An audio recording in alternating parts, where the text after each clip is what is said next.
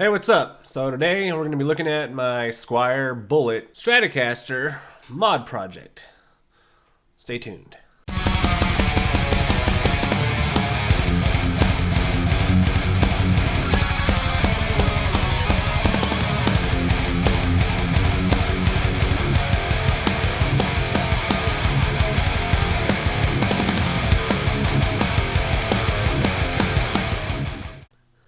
So I think you will remember a few weeks ago I put out a video, which you can see here, where I took this guitar and I had a Fishman Fluence Open Core Classic installed in it, and I put it up against a Gibson with a Fishman Fluence Classic installed in that. And that video did pretty good. People really dug that comparison. And just for reference, here's the original pickup Pickguard. I still have the Fishman installed, you know, all wired up and fun stuff. But the reality was that I had purchased this Squier, I got the Squier because I wanted to create kind of like a simple, no frills metal machine that I could just chug out on. And while the Open Core Classic is a really cool pickup and it's really versatile, it just wasn't the flavor I was looking for.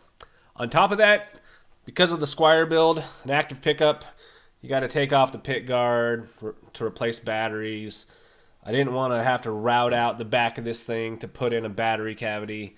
So I was like, let's just find a really hot and really cool, passive pickup that can do what I want. And I think I found that. So the Seymour Duncan Black Winter. This is actually the Blackened Black Winter that I got. So instead of the normal pole pieces, it's got the Allen head pole pieces, and it's got the Seymour Duncan logo all blacked out. So it just makes this guitar even more blacked out. With that said, let's go ahead and go through some of the other modifications that I did to kind of make this into what I would call like a poor man's Jim Root Stratocaster. Now, it doesn't have the EMG pickup, but I think the Blackened Black Winter is a very aggressive and capable metal pickup. So first off, besides the Seymour Duncan, the first thing I did was I took the stock saddles and replaced them with black saddles that I already had laying around. It kind of just breaks up that chrome. It looks cool. Second, what I did was I got this anodized aluminum brushed metal pickguard. See if you can kind of see that texture on there. It's a little hard to pick up on the camera, but yeah, there it is. So you can see that. It's really cool. It's got a nice feel to it. It just makes this thing look even more aggressive. Next up, I got some black locking tuners. These aren't like high-end locking tuners. You go on Amazon, you see some of these import-made, locking tuners that don't really have a name brand to them. Typically, when I buy them, they're within like the $30 to $40 range. I've had no problems with these kinds of tuners at all. I know some people have horror stories. I have not. Because this was kind of a low-end guitar, I didn't want to throw out like $100 on some Gotos or some hip shots because that seems a little overkill for just kind of a project guitar that I just kind of want to keep kind of on the cheap end. I already spent the money on the pickup. Beyond that, I had a brushed chrome knob laying around, kind of this old vintage style knob. Looks kind of retro, kind of cool. But overall, I think it fits the aesthetic of the guitar. And if you watched my video a few weeks back, you'll know, based off what I said there, just how nice this neck plays and how well this guitar, is really set up to play almost any style you could think of. So with that said, let's go ahead and listen to this in a full mix and see how it sounds. I have it set up for drop B tuning, so it should be pretty chunky.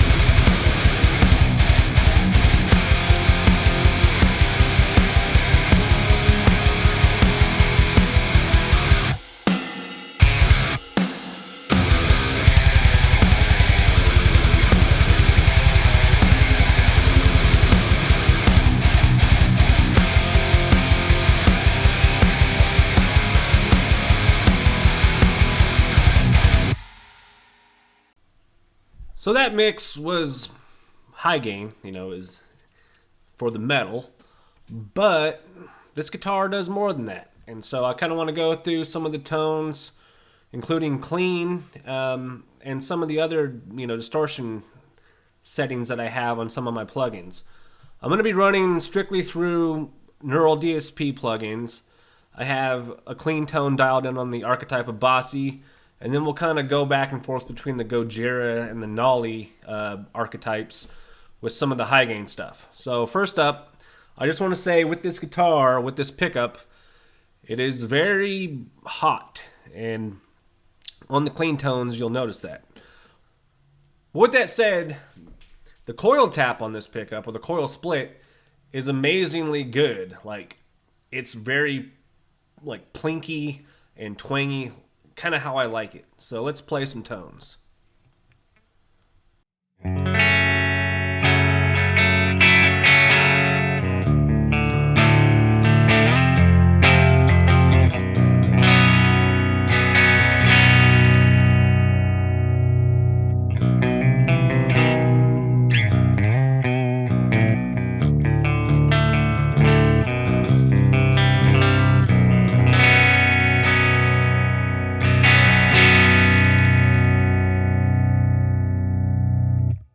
So I think you can kind of hear that this really hot output pickup, you're getting that just edge of breakup kind of sound going. If you hit the strings a little hard, you'll get some decent crunch out of it.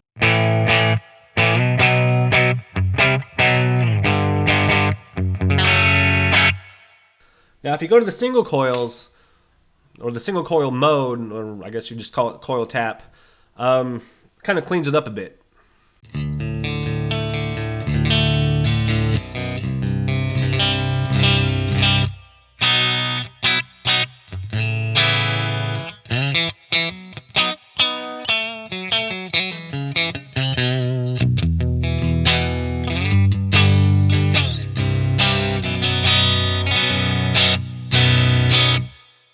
Sounds pretty nice to my ear. I really like that tone. Going back to the humbucker, it's just got a full range of everything. On top of that, because of how I wired this up with an audio taper on the volume, you can kind of, if you need to, roll back the volume just a tad, and you'll clean up that high end just a little bit and kind of darken it.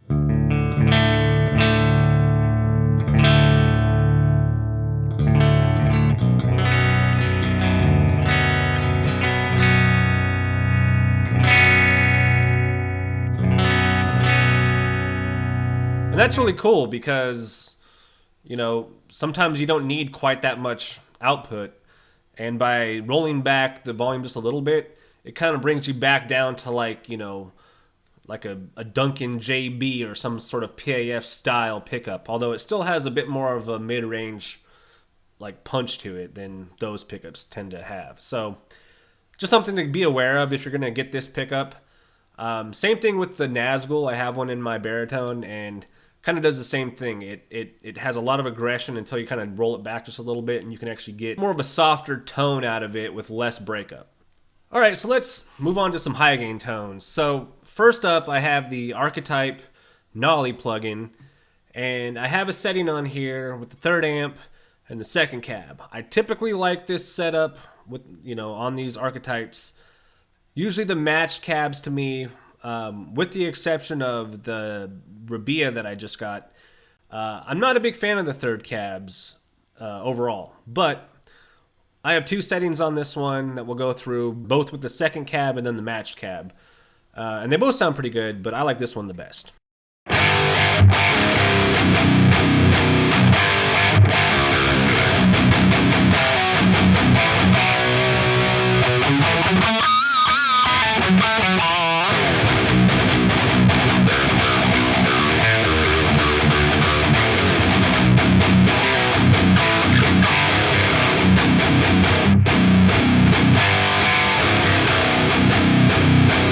Yeah, that one's just a really solid, chunky high gain tone. I don't have anything bad to say about that at all.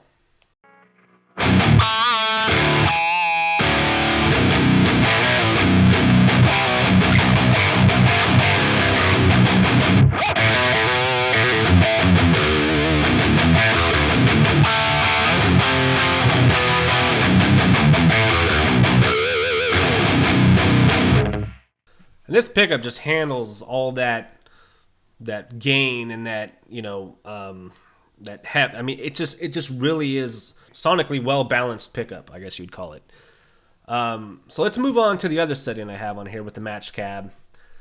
And now a lot of people told me on that video I did a few months ago or a couple months ago that they would like to hear this cab with this amp, just because, I don't know, I had a few people just say this is their favorite combination. So let's see. I tried to dial it in as best I could.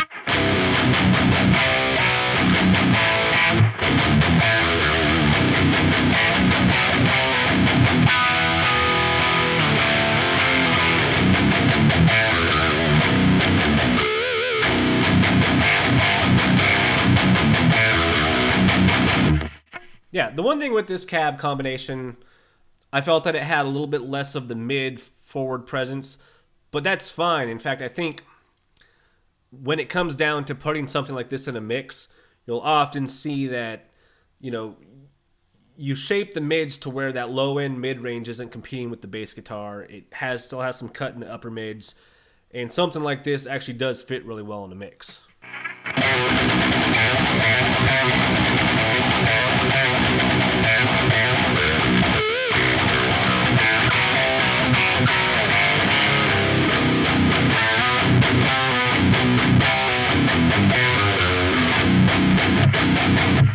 Sorry, I'm really digging into the strings here because I just like the overall crunchy goodness of this pickup.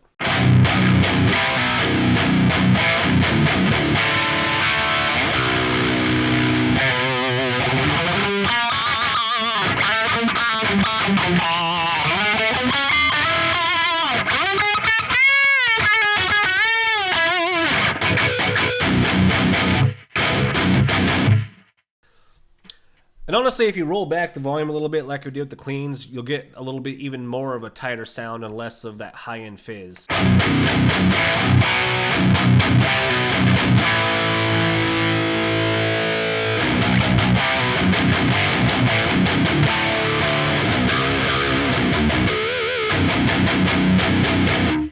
that's what's really good about having these like really high gain or high output pickups, is when you have an audio taper, a volume pot, and you just kind of roll it back a little bit, you don't really lose a whole lot of signal, but you just get that little bit of top end kind of softened up, and the gain is just, takes it right out of the edge of breakup to where, you can just clean it up just that little bit. And even on really high gain stuff like this, with a crunch, pedal or crunch channel or some sort of like, overdrive pedal on a clean channel, something like this is like invaluable.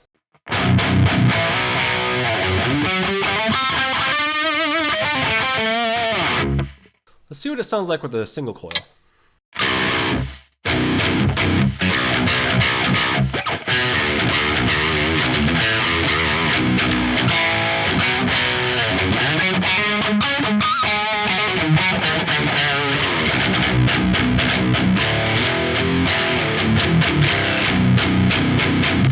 Might be a little bit too much for high gain. Anyway, let's move on from the Nolly and go over to the Gojira. So again, with that video I did a couple months ago, shooting out the 9 plugins, this was by far everybody's favorite. They loved this amp, this cab. People were digging this sound. So let's see what that sounds like.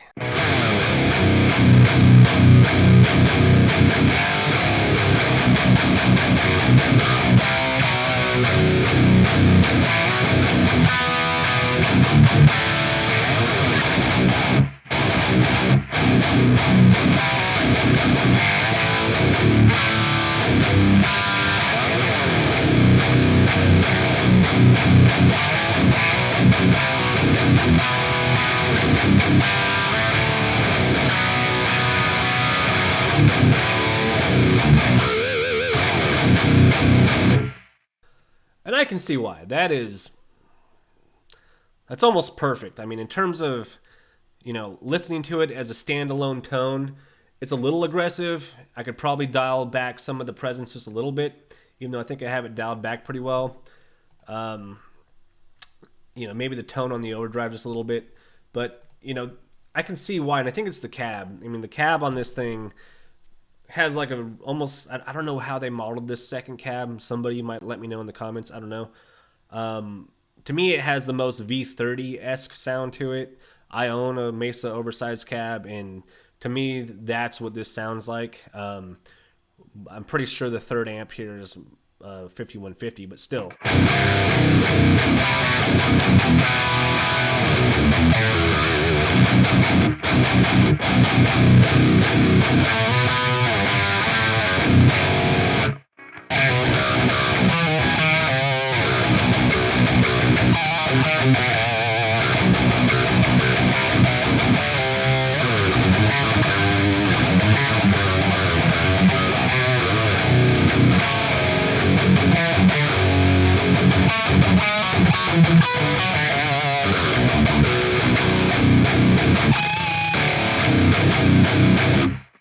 This pickup sounds great through it.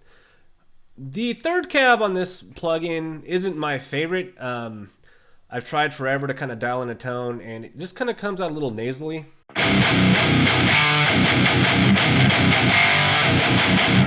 Just not as much clarity. Even though it is pretty tight. I did dial in one for my baritone using the third cab that I think was a little bit better.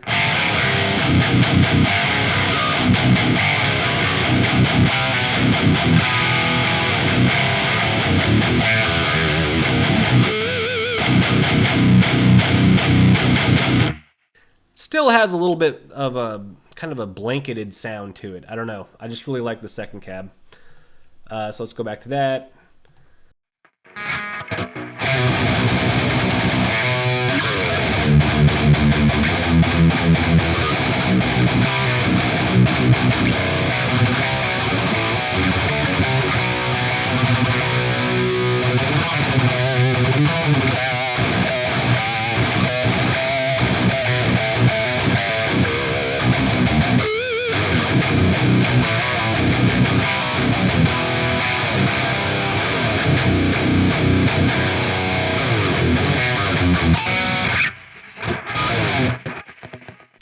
I'm digging into the guitar so hard that I'm just screwing everything up.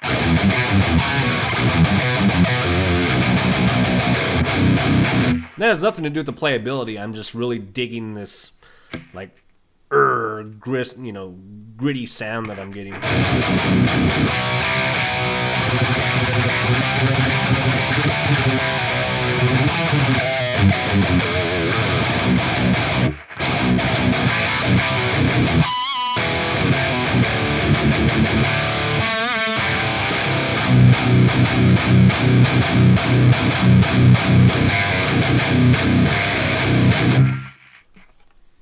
Anyway, I could play all day on this and just noodle chug away. So that's all I got for today. Just wanted to show off this mod build and say if you find a Squier Strat with a nice neck and a cool look to it, just go buy a pickup, throw it in there, and have at it, because you'll get a really capable metal machine of a guitar.